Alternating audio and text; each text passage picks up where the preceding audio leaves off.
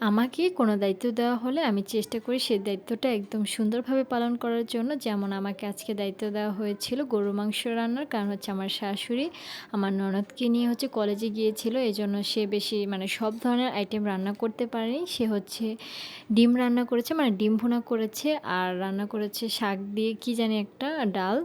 আর আমি রান্না করেছি পাতলা ডাল, ভাত আর হচ্ছে গরুর মাংস। তো এখানে হচ্ছে আমি গরুর মাংস নিয়ে নিয়েছি। এইখানে আমি সব ধরনের মশলা বেটে ইউজ করেছি আর ইউজ করেছি হচ্ছে কাঁচামরিচ আর পেঁয়াজ বাটা। যেহেতু ফ্রিজের মাংস এই জন্য আর কি কাঁচামরিচ আর পেঁয়াজটা বেটে দিয়েছি।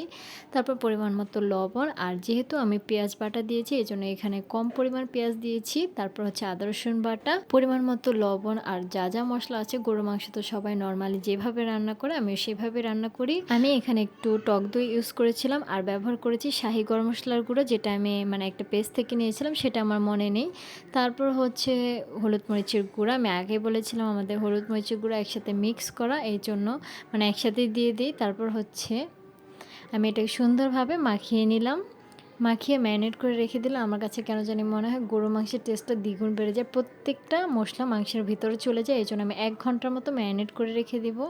আমি এক চুলাতে গরুর মাংস আর এক চুলাতে হচ্ছে পাতলা ডাল বসিয়ে দিয়েছি। আর গরুর মাংসের মধ্যে আমি 2টো রসুন ব্যবহার করেছি।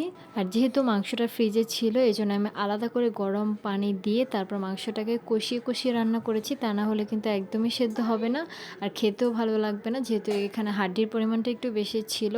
সবাই যেহেতু গরুর মাংস খাবে না এই জন্য সবার জন্য আলাদা করে ডিম ভুনা করা হয়েছিল।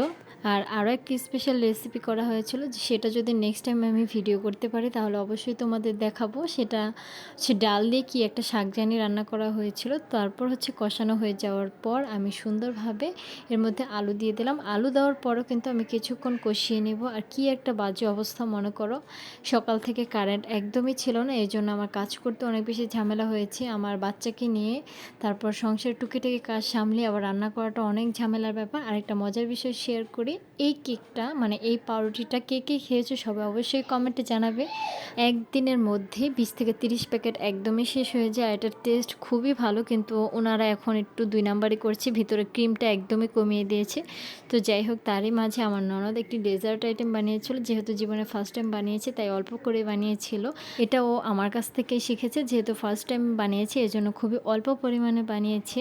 টেস্টটা প্রায় সেমই ছিল। তো যাই হোক, আর আমি এখন বলি আমি যে শাহি গরম মশলার গুঁড়াটা ব্যবহার করেছিলাম এটা আমি কোথা থেকে নিয়েছি আমার একদমই মনে নেই, কিন্তু বিশ্বাস করে এটার টেস্ট এত বেশি ভালো, মানে যে কোনো তরকারিতে দেওয়ার পরে খুবই ভালো একটা স্মেল আসে।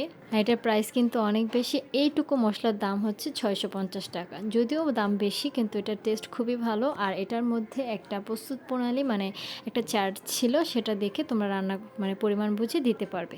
আজকের ভিডিওটা এই পর্যন্ত। ভালো থাকবে সবাই।